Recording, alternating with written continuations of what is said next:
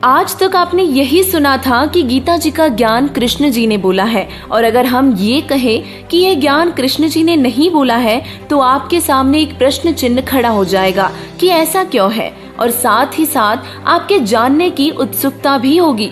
दर्शकों, महाभारत के युद्ध स्थल के बीच में गीता जी का ज्ञान कृष्ण जी के मुख से बोला जा रहा था, लेकिन अगर हम कहें कि कृष्ण जी ने नहीं बोला तो यह आपको सबसे बड़ा झूठ लगेगा। लेकिन यह सत्य है कि गीता जी का ज्ञान कृष्ण जी ने नहीं बल्कि काल भगवान ने बोला है, जिसे शास्त्रों में ब्रह्म कहा गया है। इस सत्य को हम इस प्रकार भी समझ सकते हैं कि जैसे किसी व्यक्ति के शरीर में प्रेतात्मा आकर कुछ बोलती है, इसमें बोल तो प्रेतात्मा रही है, लेकिन हम समझते हैं कि यह बातें वह व्यक्ति बोल रहा हो।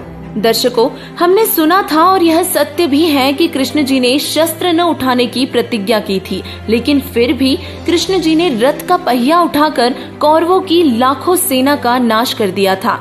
ऐसा क्यों? अब केवल इतनी सी बातों से हम सत्य स्वीकार नहीं कर सकते जब तक इसका पक्का प्रमाण नहीं मिल जाता।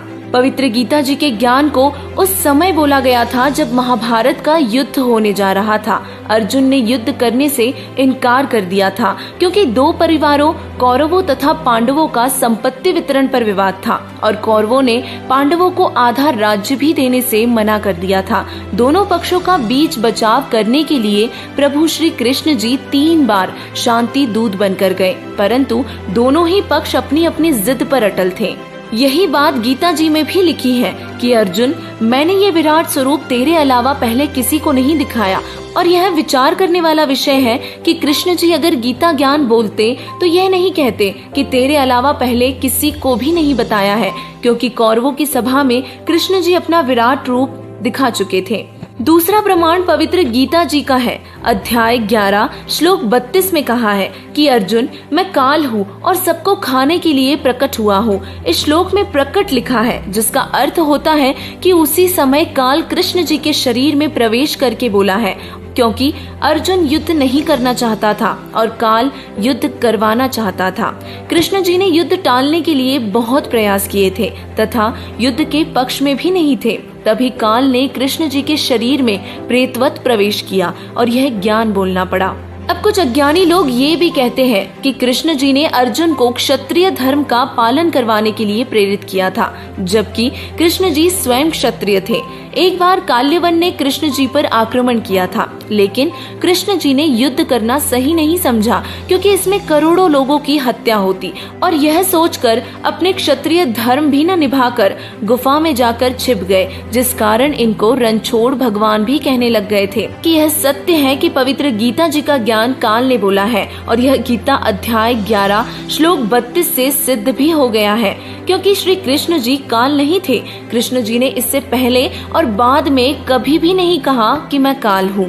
तीसरा प्रमाण अब आपके सामने रखना चाहते हैं। जब तक महाभारत का युद्ध समाप्त नहीं हुआ तब तक काल ब्रह्म अर्थात एक क्षर पुरुष श्री कृष्ण जी के शरीर में प्रवेश रहा था तथा युधिष्ठिर जी से झूठ बुलवाया कि कह दो कि अश्वत्थामा मर गया है। महाभारत का युद्ध समाप्त होते ही काल भगवान श्री कृष्ण जी के शरीर से निकल गया और श्री कृष्ण जी ने श्री युधिष्ठिर जी को इंद्रप्रस्थ अर्थात दिल्ली की राजगद्दी पर बैठाकर द्वारिका जाने को कहा। तब अर्जुन और अन्य सभी ने प्रार्थना की कि हे कृष्ण जी, आप हमारे गुरुदेव हो और हमें एक सत्संग सुनाकर जाना, ताकि हम आपके सदचिन्हों पर चल सके और अपना आत्म कल्याण कर सके।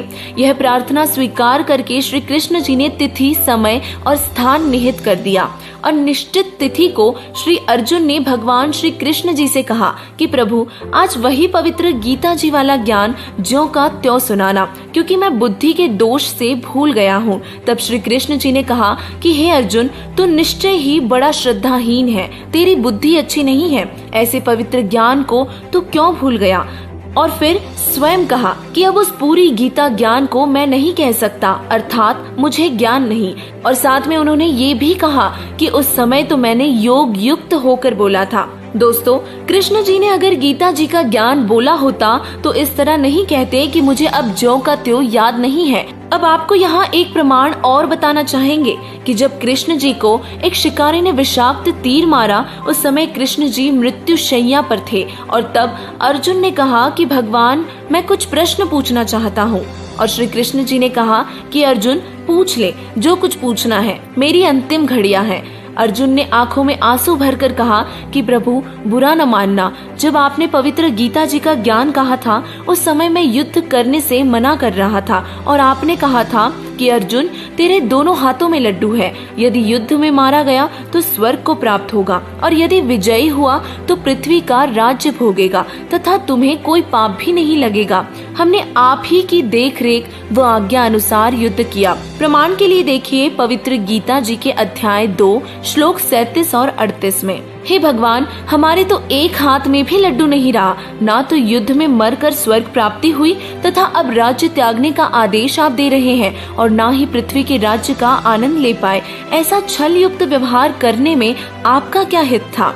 अर्जुन के मुख से यह वचन सुनकर युधिष्ठिर जी ने कहा कि अर्जुन, ऐसी स्थिति में जब भगवान अंतिम श्वास गिन रहे हैं, आपका शिष्टाचार रहित व्यवहार शोभा नहीं देता। श्री कृष्ण जी ने कहा कि अर्जुन, मैं अंतिम स्थिति में हूँ और तुम मेरे अत्यंत प्रिय हो। आज वास्तविकता बताता हूँ कि कोई खलनायक जैसी और शक्ति है जो अपने को यंत्र की तरह नचाती है। मुझे कुछ मालूम नहीं है कि गीता में क्या बोला गया था, परंतु अब मैं जो कह रहा हूँ वो तुम्हारे हित में है। श्री कृष्ण जी यह वचन अश्रुयुक्त नेत्रों से कहकर प्राण त्याग गए। दर्शकों, इन सभी प्रमाणों से सिद्ध हुआ कि पवित्र गीता जी का ज्ञान श्री कृष्ण जी ने नहीं कहा, यह तो ब्रह्म अर्थात ज्योति निरंजन काल ने बोला है, जो 21 ब्रह्मांडों का स्वामी है और जिसे काल कहते हैं। दर्शकों, हम भी इस सच्चाई से वंचित ही रह जाते यदि हमें गीता जी में बताए गए तत्वदर्शी संत के सत्संग प्रवचन न मिलते, और वो महापुरुष कोई और नहीं बल्कि जगत गुरु तत्वदर्शी संत रामपाल जी महाराज जी ही है। अतः आप सभी से हमारी प्रार्थना है कि आप सब भी संत रामपाल जी महाराज जी के सत्संग प्रवचन सुनिए और उन्हें शास्त्रों से मिलान करके देखिए, और सही सिद्ध हो तो आप उनसे नाम दीक्षा लेकर अपना कल्याण करवाइए। धन्यवाद।